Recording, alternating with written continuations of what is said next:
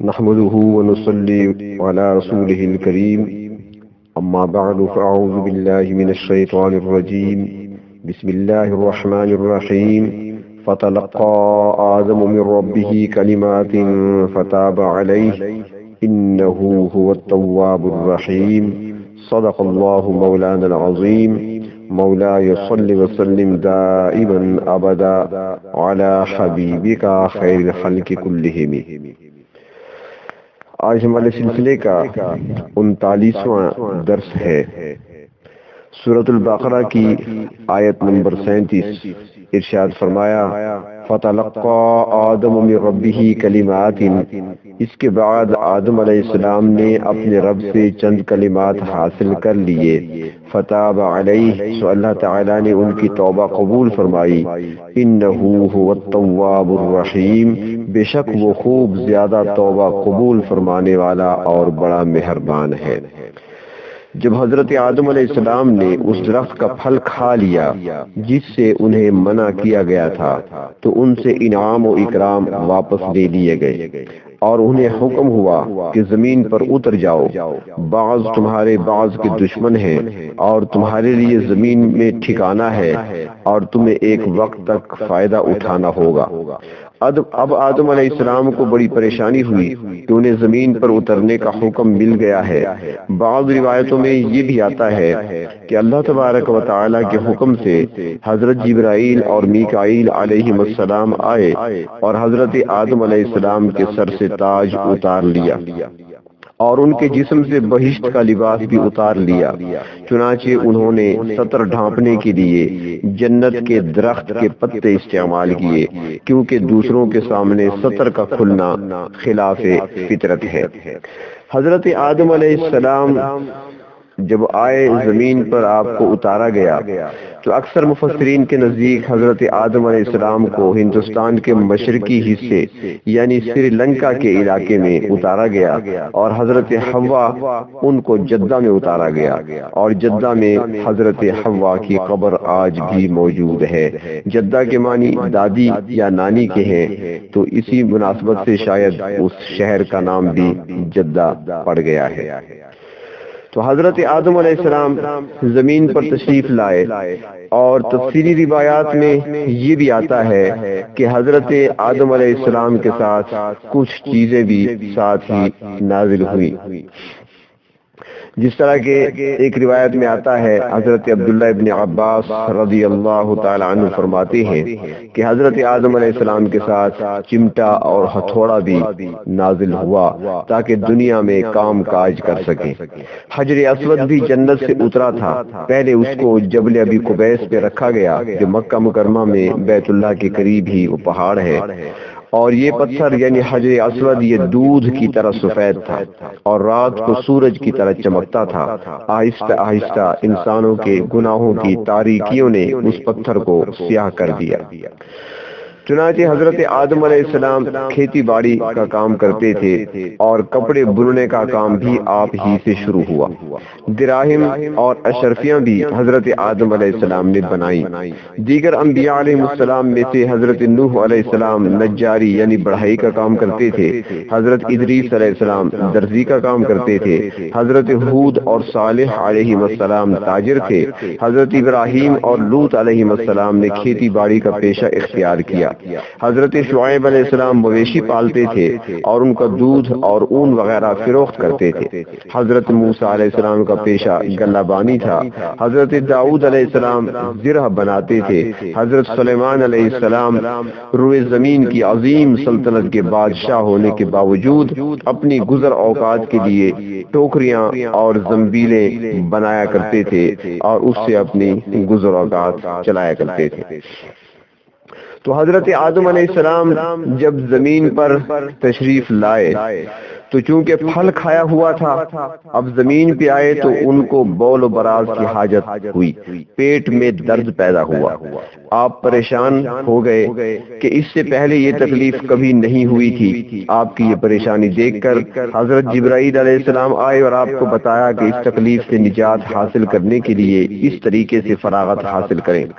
آپ نے ایسا ہی کیا تو براز سے بدبو آنے لگی، آپ کو اور پریشانی ہوئی، رونے لگے کہ یہ کیا مصیبت ہے۔ کہتے ہیں کہ آپ 70 دن تک روتے رہے۔ چنانچہ اللہ تعالیٰ نے جبرائیل علیہ السلام کو اس وقت بھیجا جب حضرت حوا چونکہ خاتون تھی اور ان کو مخصوص ایام کی تکلیف شروع ہوئی، تو اس وقت بھی حضرت جبرائیل علیہ السلام تشریف لائے۔ حضرت حوا پریشان تھی کیونکہ انہوں نے جنت میں تو ہر طرح کی پاکیزگی دیکھی تھی اور ان کو پاکیزگی حاصل تھی، زمین پر آ کر ان کو بھی یہ پریشانی لاحق ہوئی۔ تو حضرت جبرائیل علیہ السلام کو آواز دی حضرت حوا نے کہ یہ کیا معاملہ ہے؟ تو حضرت جبرائیل علیہ السلام نے آ کر کہا، اے حوا، یہ بات تم پر اور تمہاری بنات یعنی بیٹیوں پر ہمیشہ کے لیے مسلط رہے گی، اور یہ ایک پاکی کا ذریعہ ہے، صفائی کا ذریعہ ہے، جس سے جسمانی طور پر بھی صفائی اور پاکیزگی ملتی ہے، اور اگر انسان تقوی اختیار کرے تو پھر روحانی پاکیزگی کا بھی ذریعہ ہے۔ بعض روایات میں آتا ہے کہ حضرت آدم علیہ السلام کے ساتھ 30 قسم کے پھلوں کے بیج بھی ان کے ساتھ آئے، اور کچھ میں زیادہ کا بھی ذکر آتا ہے، اور بعض تفسیری روایات میں یہ بھی ذکر ملتا ہے کہ خوشبو بھی جنت کا تحفہ ہے، اور اس لیے کہتے ہیں اگر کوئی پھول یا گلدستہ پیش کرے، خوشبو پیش کرے تو اس کو رد نہیں کرنا چاہیے، کیونکہ یہ جنت سے آئی ہوئی چیز ہے۔ تو حضرت آدم علیہ السلام زمین پر تشریف لے آئے تو یہاں پر انہوں نے آ کر اللہ رب العزت کی بارگاہ میں رونا شروع کر دیا۔ اللہ رب العزت کی بارگاہ میں روتے ہیں اور اللہ تبارک و تعالی سے توبہ کرتے ہیں۔ مفسرین حضرات لکھتے ہیں کہ حضرت آدم علیہ السلام جنت سے جب زمین پر تشریف لائے تو اس قدر روئے کہ اگر ان کے آنسوؤں کا مقابلہ قیامت تک آنے والے انسانوں کے آنسوؤں سے کیا جائے تو حضرت آدم علیہ السلام کے آنسو زیادہ ہوں اور سب کے آنسوؤں پر غالب آ جائیں، یعنی اتنا اللہ رب العزت کی بارگاہ میں روئے۔ روایت میں آتا ہے کہ 40 سال تک حضرت آدم علیہ السلام روتے رہے۔ حضرت حوا کا یا ان کی توبہ کا ذکر الگ نہیں کیا گیا یہاں پر، اور اس کی ایک وجہ یہ ہے کہ عورت احکام میں مرد کے تابع ہوتی ہے، جیسے قرآن و حدیث سے معلوم ہوتا ہے دوسرے مواقع پر۔ توبہ کے کلمات حضرت آدم علیہ السلام کو اللہ تبارک و تعالی نے جو کلمات سکھائے، اکثر مفسرین کا اتفاق ہے کہ وہ کلمات یہ ہیں جو قرآن حکیم کی سورۃ الاعراف آیت نمبر 23 میں ہیں۔ فرمایا ربنا ظلمنا انفسنا، اے ہمارے پروردگار ہم نے اپنی جانوں پر ظلم کیا، وَإِن لَّمْ تَغْفِرْ لَنَا وَتَرْحَمْنَا، اور اگر تو نے ہمیں معاف نہ کیا اور ہم پر رحم نہ کیا، لَنَكُونَنَّ مِنَ الْخَاسِرِينَ، تو ہم نقصان اٹھانے والوں میں سے ہو جائیں گے۔ یہ وہ کلمات ہیں جو حضرت آدم علیہ السلام کو سکھائے گئے، اور ان کلمات سے حضرت آدم علیہ السلام نے اللہ رب العزت کی بارگاہ میں اپنی التجا پیش کی، اور پروردگار عالم نے ان کی توبہ کو قبول فرمایا۔ اسی کا ذکر ہے فَتَلَقَّى آدَمُ مِن رَّبِّهِ كَلِمَاتٍ فَتَابَ عَلَيْهِ۔ بعض مفسرین حضرات یہ بھی کہتی ہیں کہ حضرت آدم علیہ السلام نے جناب رسول اللہ صلی اللہ علیہ وسلم کا واسطہ دے کر دعا کی تھی، اور یوں فرمایا تھا اسألک بحق محمد صلی اللہ علیہ وسلم، یا اللہ میں تجھ سے سوال کرتا ہوں حضرت محمد صلی اللہ علیہ وسلم کے وسیلے سے، کیونکہ حضرت آدم علیہ السلام نے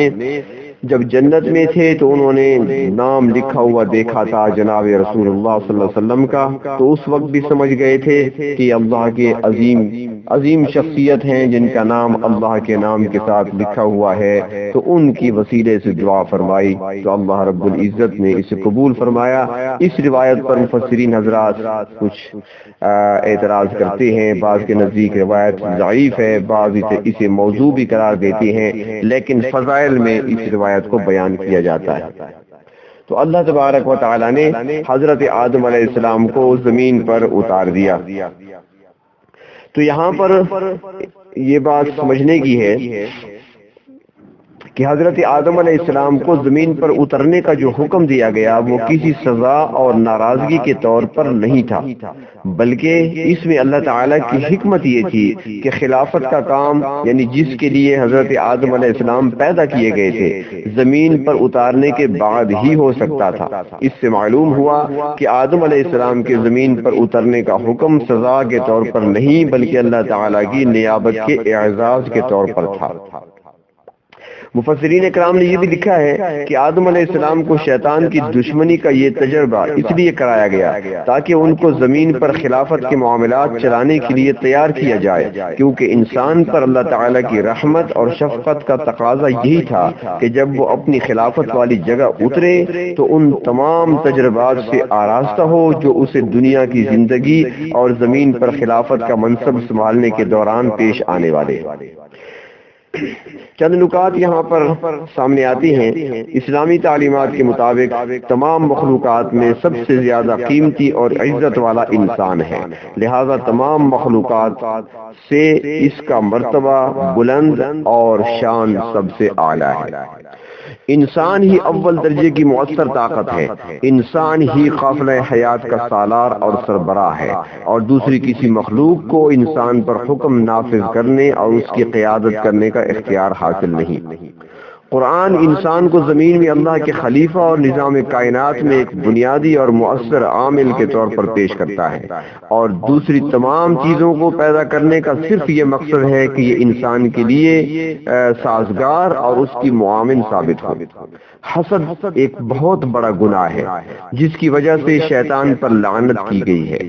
ہر حال میں اللہ تعالیٰ کی رضا پر راضی رہنا چاہیے۔ شیطان اللہ تعالیٰ کی رضا پر راضی نہ رہا، اس لیے اس عبرتناک انجام سے دوچار ہوا۔ یہاں سے یہ بھی ہمیں سبق ملتا ہے کہ اپنے علم، عبادت اور پرہیزگاری پر تکبر نہیں کرنا چاہیے، کیونکہ موجودہ حالت کا اعتبار نہیں بلکہ دار و مدار انجام پر ہے، اور انجام کے بارے میں کسی کو معلوم نہیں کہ کیا ہوگا۔ اس لیے اللہ تعالیٰ سے ایمان پر خاتمہ کی دعا کرتے رہنا چاہیے۔ اور ایک یہ بھی ہمارے سامنے بات واضح ہوتی ہے کہ بڑوں کے سامنے بحث کرنا سخت گستاخی ہے، اس لیے انسان کو اطاعت اور فرما برداری کی عادت بنا لینی چاہیے۔ دلائل النبوہ میں ایک روایت نقل کی گئی ہے جس میں سرکار دو عالم صلی اللہ علیہ وسلم ارشاد فرماتی ہیں کہ اللہ تعالیٰ نے مجھے آدم علیہ السلام پر دو باتوں میں برتری عطا فرمائی ہے۔ اول یہ کہ ہر آدمی کے ساتھ ایک قرین اور شیطان مقرر ہے جو اسے بہکاتا ہے، مگر میرا قرین اور شیطان وہ مطیع ہے۔ صحیح روایات میں آتا ہے کہ آپ نے ارشاد فرمایا کہ وہ مجھے برائی کا حکم نہیں دیتا بلکہ بھلائی کی طرف ہی دعوت دیتا ہے۔ اور حضرت آدم علیہ السلام کے ساتھ ابلیس تھا، اس نے وسوسہ اندازی کی۔ دوسرا، آپ صلی اللہ علیہ وسلم ارشاد فرماتے ہیں کہ جب شیطان نے وسوسہ اندازی کی تو اس سے حضرت حوا بھی متاثر ہوئی اور انہوں نے حضرت آدم علیہ السلام کو درخت کا پھل کھانے کی ترغیب دی۔ تو آپ نے فرمایا آدم علیہ السلام پر مجھے دوسری فضیلت یہ ہے کہ ان کی بیوی نے ان کو برائی کی طرف ترغیب دی، جبکہ میری ازواج دین کے معاملے میں میرے ساتھ تعاون کرتی ہیں۔ اور اللہ تعالیٰ نے قرآن پاک میں بھی ازواج مطہرات کی تعریف فرمائی ہے۔ اور سرکار دو عالم صلی اللہ علیہ وسلم کا یہ بھی فرمان ہے کہ وہ انسان نیک بخت ہے جس کی بیوی دین کے معاملہ میں اس کی معاون ہو۔ اللہ رب العزت دین کی معاونت میں ہمیں بھی ایک دوسرے کا ساتھ دینے کی توفیق عطا فرمائے، صراط مستقیم پہ چلائے اور شیطان کے شر سے ہماری حفاظت فرمائے۔ وآخر دعوانا ان الحمد للہ رب العالمین۔